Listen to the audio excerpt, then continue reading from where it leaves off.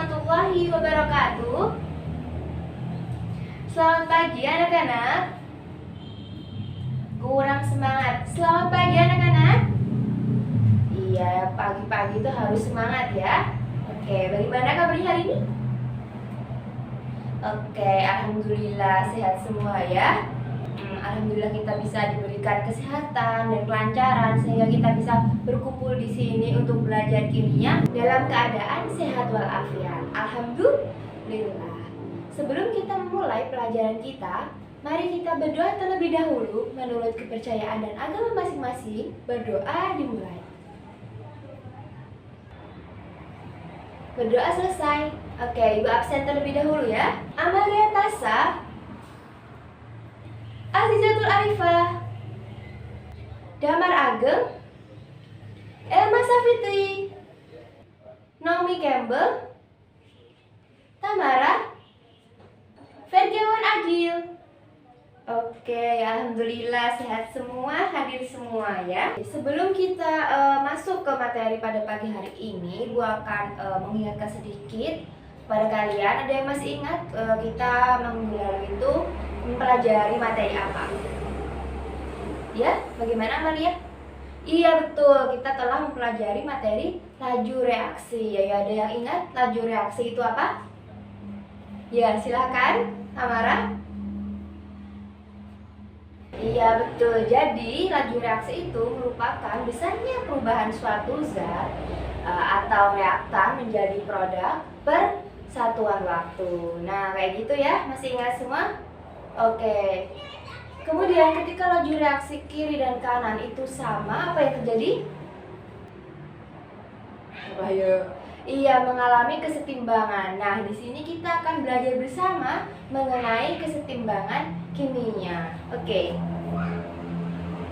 Nah, ada yang bisa melihat gambar yang ada di PPT itu ya? Gambar apa? Iya, betul. Es yang mencair ya.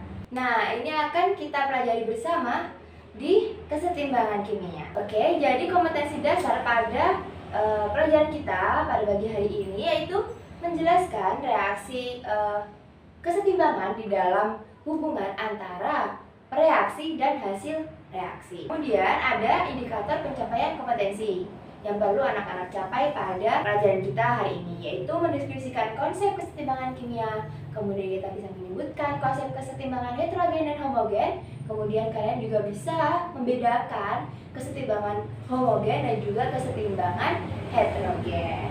Oke, sebelum kita masuk lebih lanjut ke kesetimbangan kimia, Ibu akan menjelaskan sedikit kepada kalian tentang perubahan wujud suatu zat. Nah, ada yang masih ingat ada berapa perubahan wujud suatu zat? Iya, sudah lupa? Jadi ada ini ya, ada fisika dan juga ada perubahan kimia. Nah, udah ingat ya sampai sini? Oke, ada yang bisa menjelaskan perubahan fisika dan perubahan kimia itu seperti apa? Iya, silakan Agil. Betul, secara singkat seperti itu. Oke, jadi untuk perubahan fisika, dia perubahan reaksi yang tidak menghasilkan zat baru. Kalau perubahan kimia, dia disertai reaksi kimia yang menghasilkan zat baru. Betul sekali Agil. Terima kasih, bisa diberi tepuk tangan untuk Agil. Iya. Oke, jadi ini ya. Perubahan fisika itu merupakan perubahan suatu zat yang tidak menghasilkan zat baru. Contohnya ini. Jadi perubahan fisika itu dibagi menjadi dua, ada reaksi irreversibel dan juga reaksi reversibel. Kalau reaksi irreversibel itu searah saja. Jadi seperti gambar panah itu, jadi dia hanya satu arah. Contohnya adalah bubuk biji kopi yang bulat-bulat itu dia dirubah menjadi bubuk kopi. Nah, bubuk kopi ini tidak bisa kembali lagi menjadi biji kopi. Seperti itu.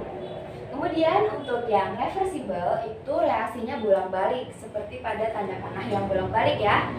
Nah, itu contohnya tadi yang telah Ibu bahas di depan tadi, yaitu es yang mencair. Di es mencair itu nanti ketika dia dimasukkan ke kulkas lagi, dia akan membeku kembali. Jadi bisa bolak-balik reaksinya. Oke, kemudian ada perubahan kimia. Perubahan kimia itu perubahan suatu zat yang disertai dengan reaksi kimia sehingga dia menghasilkan zat baru. Nah, contohnya ini, ada reaksi reversible, yaitu ada pembakaran kayu. Itu ada reaksinya anak-anak, yaitu zat ditambah oksigen. Jadi kayu itu akan bereaksi juga dengan oksigen hingga dia akan menghasilkan CO2 plus H2O. Nah, sampai sini ada yang mau ditanyakan? Ya, silakan. Amalia, ada yang mau tanya apa? Oke, pertanyaannya bagus. Apakah perubahan kimia itu ada reaksi reversibel gitu ya? Nah, ini ada ya. Jadi ada reaksi reversibel. Reaksi reversibel ini berkaitan dengan materi kita, yaitu kesetimbangan kimia. Sebelumnya kalian masih ingat ciri-ciri terjadinya reaksi itu apa saja? Timbul endapan, betul? Berubah warna, betul. Kemudian perubahan suhu, betul. Ada lagi? Timbulnya gas. Oke, benar semua ya, alhamdulillah. Oke, sekarang kita masuk ke kesetimbangan dinamis. Jadi kesetimbangan dinamis itu apa, Bu? Itu reaksi di kesetimbangan dinamis itu berlangsung secara terus-menerus atau bolak-balik, tidak pernah berhenti. Contohnya adalah seperti gambar yang ada di bawahnya, yaitu ada panci yang berisi air untuk direbus ya. Nah, pancinya itu ditutup. Kemudian dia akan menghasilkan uap-uap air yang akan berkumpul di tutup panci. Nah, pada akhirnya dia akan jatuh kembali ke dalam panci. Nah, jadi dia akan berlangsung terus-menerus seperti itu. Ya, sudah paham sampai sini? Oke, jadi kesetimbangan dinamis itu terjadi pada sistem tertutup. Oke, jadi ada ciri-cirinya anak-anak. Ini, nah, reaksinya itu yang pertama ada apa tadi? Berlangsung dua arah dan juga tertutup. Kemudian yang kedua, yang ibu tadi sampaikan, laju reaksi kiri sama dengan laju reaksi kanan. Kemudian yang ketiga, iya, tidak terjadi perubahan. Oh ya, sudah baca ya. Jadi tidak terjadi perubahan makroskopis, tapi terjadi perubahan mikroskopis. Jadi mikroskopis itu tidak bisa dilihat oleh mata kita, seperti itu. Nah, kemudian berdasarkan bahasanya, itu kesetimbangan dibagi menjadi dua. Ada homogen dan juga ada heterogen. Namanya juga homogen ya, dia hanya satu fase. Contohnya adalah pembuatan gas amonia, yaitu ada N2 gas ditambah 3H2 gas menjadi 2NH3 gas juga. Nah, itu bisa pada buku kalian bisa di stabilo ya, tandain kalau dia itu gas semua gitu ya, satu fase. Kemudian untuk yang heterogen itu ada dua fase atau lebih anak-anak. Nah, ibu beri contoh yang simpel saja, yaitu pada tadi perjumpaan kita tadi, yaitu ada air es ya. Jadi dia itu H2O-nya berbentuk air gitu, H2O liquid, dia akan menjadi beku yaitu H2O solid. Dia juga bisa bolak-balik gitu ya, solid ini yang beku itu bisa cair juga, H2O liquid. Oke, sampai sini ada yang masih bingung? Ada yang belum paham? Oke, untuk memahamkan kembali pemahaman kalian, jadi ibu akan minta kalian untuk berdiskusi bersama. Bisa berhitung terlebih dahulu dari Agil ya, 1 sampai 4.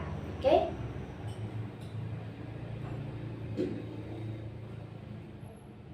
Oke, sudah selesai.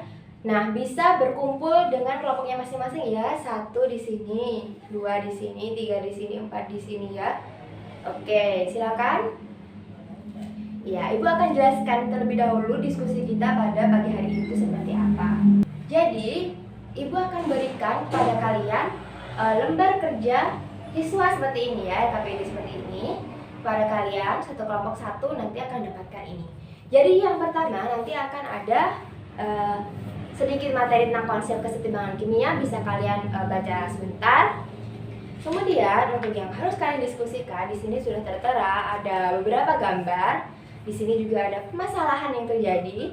Nah, kalian bisa mendiskusikan, membaca juga bersama-sama. Kemudian ada tabel juga mengenai permasalahan. Nah, di sini ada pertanyaan-pertanyaan yang harus kalian jawab secara berkelompok. Oke, ini untuk gambar yang pertama, kemudian ada pertanyaan untuk gambar yang kedua, kemudian ada untuk yang gambar ketiga atau tabel tadi ya. Oke. Kemudian setelah kalian berdiskusi bersama, kalian bisa menjawab pertanyaan itu di sini, di kolom sini. Oke, ya. Nah, setelah itu, setelah kalian selesai untuk berdiskusi dan menjawab pertanyaan, kalian diminta ibu untuk mempresentasikan hasil diskusi kalian. Kemudian jika kelompok 1 maju, kelompok 2, 3, dan 4 bisa menuliskan hasil diskusi kelompok 1. Poin-poin penting saja bisa dituliskan di kolom keempat ini. Oke. Kemudian untuk kolom kelima ini bisa kalian tuliskan kesimpulan dari hasil diskusi kalian pada pagi hari ini. Oke, sampai sini ada yang mau ditanyakan terlebih dahulu? Belum ada. Oke, bagus ya. Silakan untuk perwakilan kelompok bisa ke depan untuk ibu berikan LKPD-nya ya. Oke, ibu beri waktu selama kurang lebih 20 menit. Silakan dikerjakan secara berkelompok ya. Baik, untuk kelompok 1, apakah ada yang mau ditanyakan? Untuk tabel 3 ya. Oke. Gimana? Iya, jadi tabel 3 ini kan Andi itu siswa kelas 11 SMA, ini tuh diminta oleh gurunya untuk menuliskan reaksi kesetimbangan dalam fase yang berbeda. Yaitu tadi apa? Heterogen. Nah, jadi menurut kalian jawaban Andi itu yang dituliskan di sini, nah itu sudah benar atau belum gitu menurut kalian? Jika sudah benar, itu bagaimana? Terus jika salah, itu bagaimana? Apa yang benar? Ya, oke, sudah paham? Oke, bagus. Kalau 2 ada yang mau ditanyakan?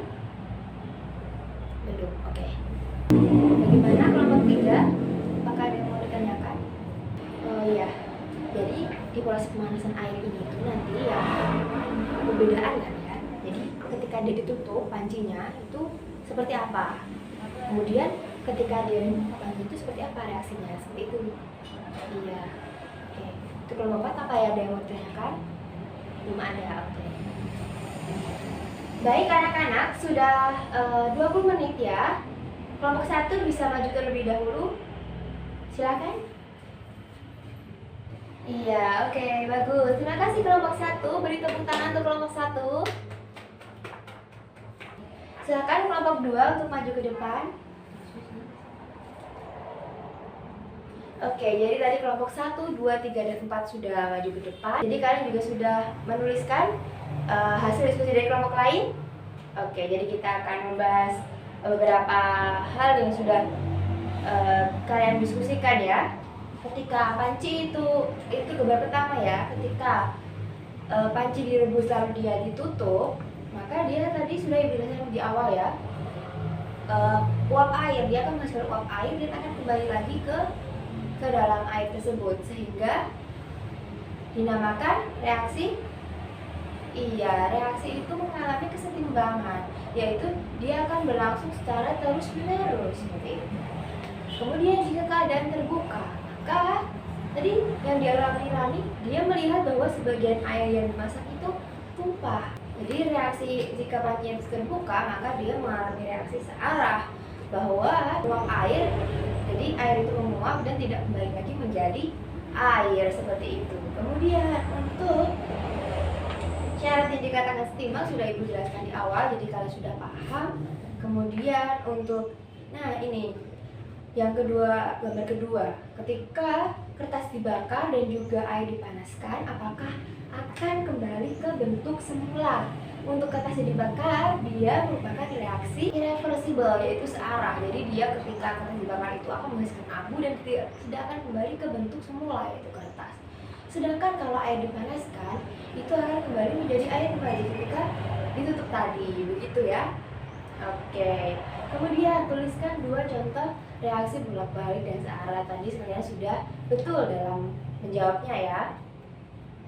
Kemudian untuk nomor tabel yang ketiga tadi sudah benar bahwa kesetimbangan homogen itu ditunjukkan di tabel nomor 1, yaitu N2 gas plus 3H2 gas menjadi 2NH3 itu.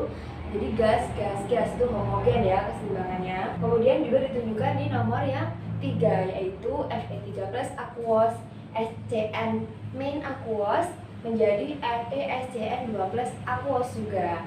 Jadi aquos semua ya, itu termasuk homogen. Kemudian yang heterogen ditunjukkan nomor 2 dan 4. Oke.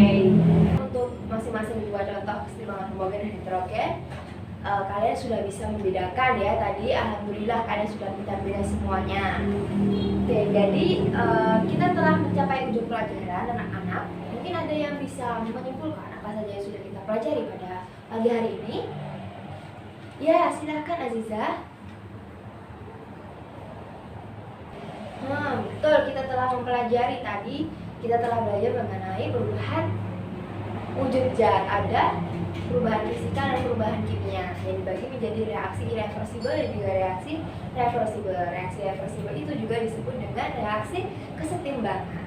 Nah, saat kesetimbangan dinamis itu ciri-cirinya apa saja tadi? Ada reaksi bolak-balik dua arah ya, kemudian ada sistemnya tertutup, kemudian laju reaksi kiri sama dengan laju reaksi kanan, kemudian perubahannya terjadi secara mikroskopis, tidak bisa diamati oleh kita. Kemudian kalian juga sudah bisa membedakan kesetimbangan homogen dan juga heterogen. Oke, alhamdulillah sudah pintar semuanya.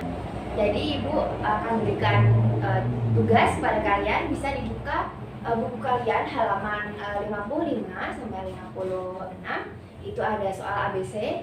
Ya, kalian bisa mengerjakan soal ABC dan juga esian singkatnya saja. Iya.